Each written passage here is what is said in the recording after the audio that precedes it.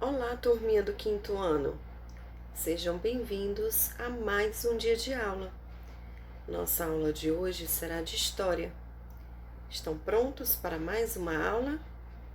Então vamos lá, dar início.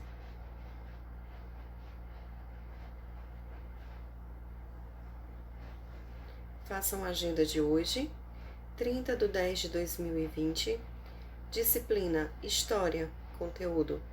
Nós vamos revisar a Proclamação da República e o Governo Provisório. A atividade: pesquise o que é república e monarquia. Vocês vão fazer no caderno de vocês, tá?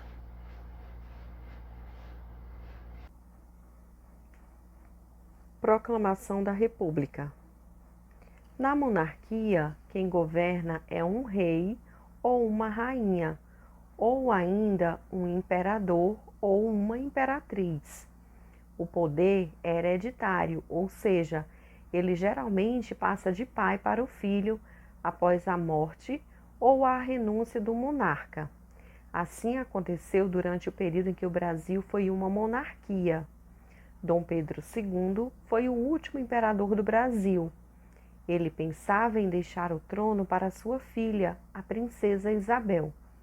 A princesa, porém, era casada com o conde Deu, um nobre francês, e os brasileiros não aceitavam a ideia de ter um estrangeiro governando um país. Então, antigamente, quem governava o país era o rei, a rainha, ou um imperador e uma imperatriz. E isso se chamava monarquia, porque era um poder hereditário. Ele passava de pai para filho, se acontecesse alguma morte ou se acontecesse alguma renúncia do monarca. Então, assim aconteceu durante o período em que o Brasil foi uma monarquia. Hoje não é mais, hoje é uma república, mas antigamente era uma monarquia.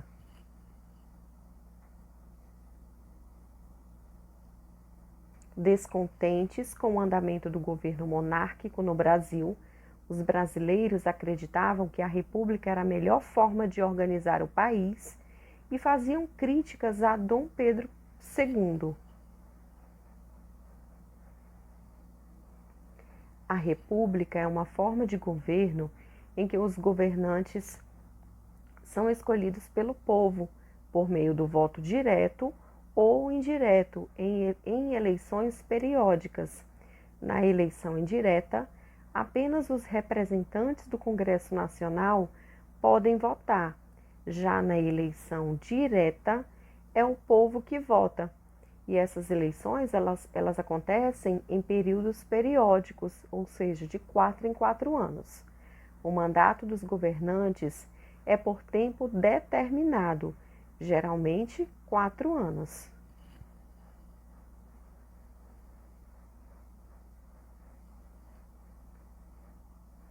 Observe a imagem. Então, essa imagem ela está representando a proclamação da República.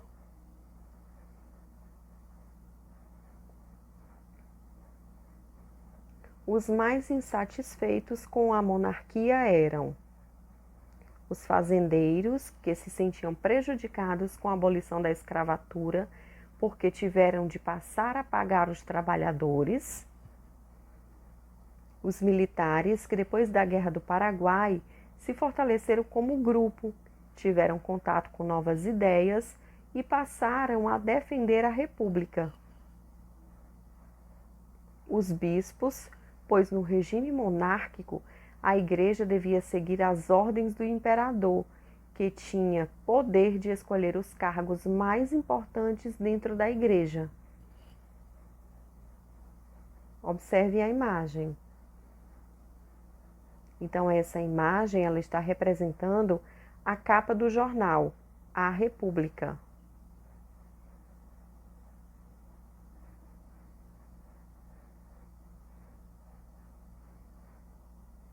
Em 1870, formou-se um partido favorável ao fim da monarquia, o Partido Republicano, do qual faziam parte homens notáveis da época, como Benjamin Constant, Quintino Bocaiúva, Rui Barbosa, Campos Sales, entre outros. Associações como clubes e jornais divulgavam abertamente as ideias em favor da proclamação da República.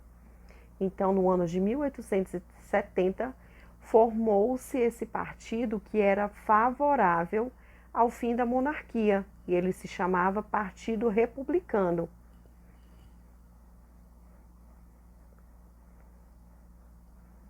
No dia 15 de novembro de 1889, as tropas do exército, chefiadas pelo Marechal Deodoro da Fonseca, tomaram o poder, declarando o fim da monarquia. O Marechal foi escolhido para ser o primeiro presidente da República. Dom Pedro II foi intimado a deixar o país. Então, no dia 15 de novembro de 1889, as tropas chefiadas pelo Marechal Deodoro da Fonseca tomaram o poder, ou seja, eles acabaram com a monarquia. Então, o Marechal Deodoro foi escolhido para ser o primeiro presidente da República. E Dom Pedro II, ele foi convidado, ele foi intimado a deixar o país.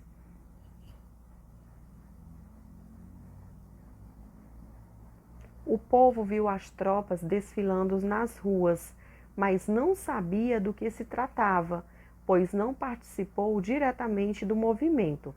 Somente os representantes das elites tomaram parte dele. A proclamação da República, portanto, foi uma decisão militar. Com essa nova forma de governo, o Brasil passava a seguir o exemplo dos demais povos americanos, dos quais estavam isolados por causa do sistema imperial, cuja política externa era agressiva contra as nações que ameaçassem a soberania do território brasileiro. Além disso, com a República, a autonomia do país em relação à Inglaterra poderia ser maior.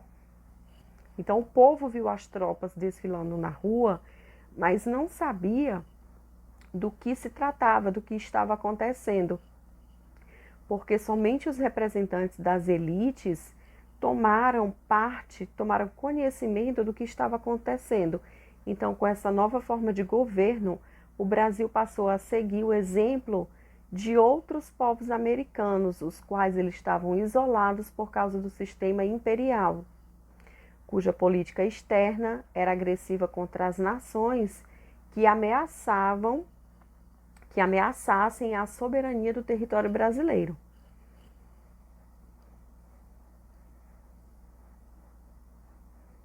Então, essa figura está mostrando quem era Marechal Deodoro da Fonseca.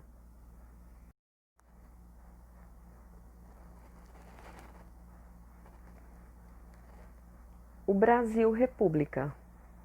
Os historiadores e outros estudiosos dividem a história em períodos para facilitar o estudo e a compreensão de tudo o que aconteceu. Da mesma forma, a República Brasileira costuma ser dividida em vários períodos.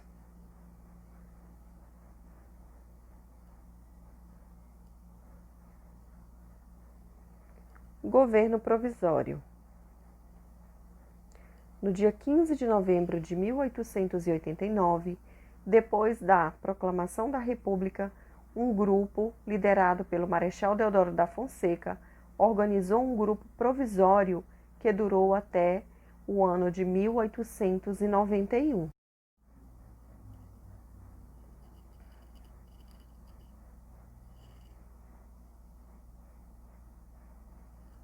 Observe a imagem.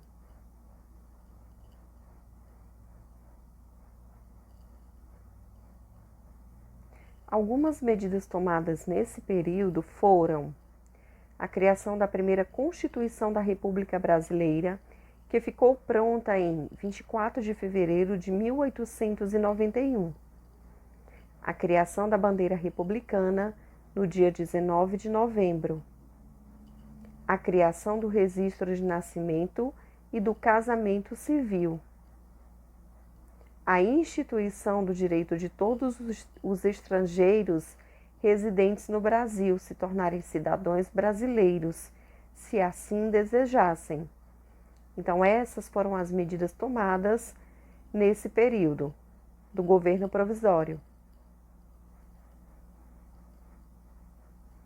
A Constituição de 1891, também chamada de Carta Magna ou Lei Maior, estabelecia que o primeiro presidente e seu vice seriam eleitos pelos representantes do Congresso Nacional por meio de uma eleição indireta.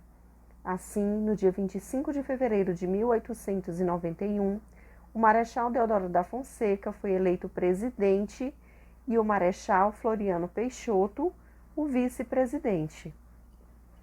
Então, a Constituição de 1891, que também era chamada de Carta Magna ou Lei Maior, ela estabelecia que o primeiro presidente e seu vice seriam eleitos através dos representantes do Congresso Nacional, por meio de uma eleição indireta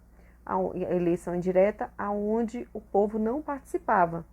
Então, no dia 25 de fevereiro de 1891, o Marechal Deodoro da Fonseca foi eleito presidente e o Marechal Floriano Peixoto o vice-presidente. Meus amores, nossa aula chegou ao fim. Eu espero que vocês tenham gostado. Mais uma vez, muito obrigada pela atenção de vocês e até a próxima aula.